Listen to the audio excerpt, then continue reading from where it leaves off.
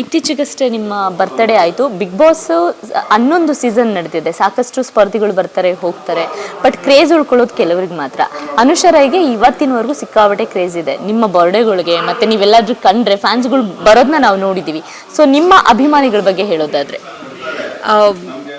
ತುಂಬ ಖುಷಿ ಕೊಡೋವಂಥದ್ದು ಒಂದು ತುಂಬ ಎಮೋಷ್ನಲ್ ಆಗೋದು ಅದೊಂದೇ ವಿಷಯಕ್ಕೆ. ಬಿಕಾಸ್ ನಾನು ಫ್ರಮ್ ಸ್ಕ್ರ್ಯಾಚ್ ಅಂದರೆ ಒಂದು ಝೀರೋ ಬ್ಯಾಕ್ಗ್ರೌಂಡಿಂದ ಬಂದಿರೋಳು, ಕೈ ಹಿಡಿದು ದಡ್ಸೋಕ್ಕೆ ಬೆಂತಟ್ಟಿ ಸಪೋರ್ಟ್ ಮಾಡೋಕ್ಕೆ ಯಾರೂ ಇಲ್ಲದೆ ಇರೋವಂಥ ಒಂದು ಇಂಡಸ್ಟ್ರಿನಲ್ಲಿ ಇಷ್ಟೊಂದು ಪ್ರೀತಿಸೋ ಒಂದು ಜನ ಇದ್ದಾರೆ ಅಂತಂದಾಗ, ಅಭಿಮಾನಿಗಳು ಅಂತ ಹೇಳಕ್ಕೆ ನಾನು ಇನ್ನೂ ಅಷ್ಟು ಸಾಧನೆ ಮಾಡಿಲ್ಲ, ಬಟ್ ತುಂಬ ಪ್ರೀತಿಸೋ ಜನ ಇದ್ದಾರೆ ನನಗೋಸ್ಕರ. ಆ್ಯಂಡ್ ನನ್ನನ್ನು ಪ್ರೀತಿಸೋವಂಥ ಜನ ಇದ್ದಾಗ ನೋಡಿದ್ರೆ ತುಂಬ ಭಾವುಕಲಾಗ್ತೀನಿ ನಾನು.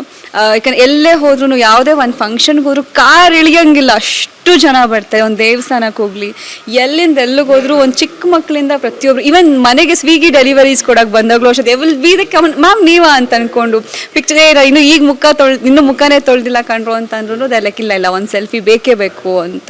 ಸೊ ಎಲ್ಲ ಕಡೆನೂ ಇಷ್ಟೊಂದು ಇಷ್ಟಪಡೋದು ನೋಡಿದಾಗ ಡೆಫಿನೆಟ್ಲಿ ಎಸ್, ದೇವರ ಆಶೀರ್ವಾದ. ಅಂದರೆ ನಾನು ಹೇಳ್ದಂಗೆ ಒಂದು ಸ್ಕ್ರ್ಯಾಚಿಂದ, ಒಂದು ಝೀರೋ ಬ್ಯಾಕ್ಗ್ರೌಂಡಿಂದ ಬಂದಿರೋ ಒಂದು ಹುಡುಗಿಗೆ ಒಂದು ಇಷ್ಟು ಪ್ರೀತಿ ಸಪೋರ್ಟ್ ಸಿಗ್ತಾ ಇದೆ.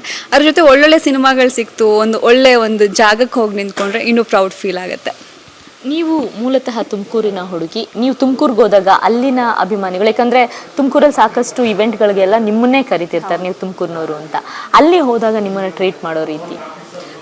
ದ್ಯಾಟ್ ರೆಸ್ಪಾನ್ಸ್ ಸೀರಿಯಸ್ಲಿ ಕ್ರೇಜಿ ಅಂತಲೇ ಹೇಳ್ಬೋದು. ತುಮಕೂರಲ್ಲಿ ಆಲ್ಮೋಸ್ಟ್ ಈಗ ಒಂದು 6 ಮಂತ್ಸಿಂದ ಯಾವುದೇ ಕಾಲೇಜ್ ಡೇಸ್ಗಿರ್ಬೋದು ಅಥವಾ ಏನೇ ಒಂದು ಇವೆಂಟ್ಸ್, ಒಂದು ಜಾತ್ರಾ ಇವೆಂಟ್ ಇದ್ರೂ ನಾನು ಫಸ್ಟ್ ಕಾಲ್ ನನಗೆ ಇರುತ್ತೆ. ನನ್ನ ಡೇಟ್ಸ್ ಫ್ರೀ ಇತ್ತು ಅಂದರೆ ಹೋಗ್ತೀನಿ, ಇಲ್ಲ ಅಂತಂದಾಗ ಆಪ್ಷನ್ಸ್ ಬೇರೆ ಇರುತ್ತೆ. ಸೊ ಆ್ಯಂಡ್ ತುಮಕೂರಲ್ಲಿ ನನ್ನ ಪೋಸ್ಟರ್ಸ್ಗಳು ಎಷ್ಟು ಕಡೆ ಓಡಾಡ್ತಾ ಇತ್ತು. ಎವ್ರಿ ಮಂತಲ್ಲಿ ಒಂದು 2-3 ಇವೆಂಟ್ಸ್ ಅಂತೂ ಇದ್ದೇ ಇರ್ತಾಯಿತ್ತು ಲಾಸ್ಟ್ 6 ಮಂತ್ಸಿಂದ. ಆ್ಯಂಡ್ ರೀಸೆಂಟಾಗೂ ಕಾಲೇಜ್ ಅಂದರೆ ಬಿಗ್ ಬಾಸ್ ಮುಗಿದು ಆಲ್ಮೋಸ್ಟ್ ಸೀಸನ್ 12 ಬರೋಕ್ಕೆ ಶುರುವಾಗ್ತಿದೆ.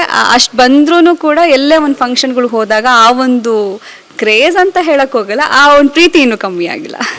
ಈಗ ಬಿಗ್ ಬಾಸ್ 12 ಬರ್ತಿದೆ, ಸೊ ನಿರೀಕ್ಷೆ ಅಂದರೆ ಬೇಜಾರು ಕೂಡ ಆಗಿತ್ತು ಸುದೀಪ್ ಸರ್ ನಿರೂಪಣೆ ಮಾಡಲ್ಲ ಅಂತ, ಮತ್ತೆ ಅವರೇ ಕಮ್ ಬ್ಯಾಕ್ ಮಾಡಿದ್ದಾರೆ. ಅದ್ರ ಬಗ್ಗೆ ನಿಮ್ಮ ಒಪಿನಿಯನು, ಖುಷಿ? ಡೆಫಿನೆಟ್ಲಿ ಬಿಗ್ ಬಾಸ್ ಅಂದ್ರೆ ಸುದೀಪ್ ಸರ್, ಅವರಿಲ್ಲ ಅಂತಂದರೆ ನಾವು ಅದನ್ನು ಇಮ್ಯಾಜಿನ್ ಮಾಡೋಕ್ಕೂ ಆಗಲ್ಲ.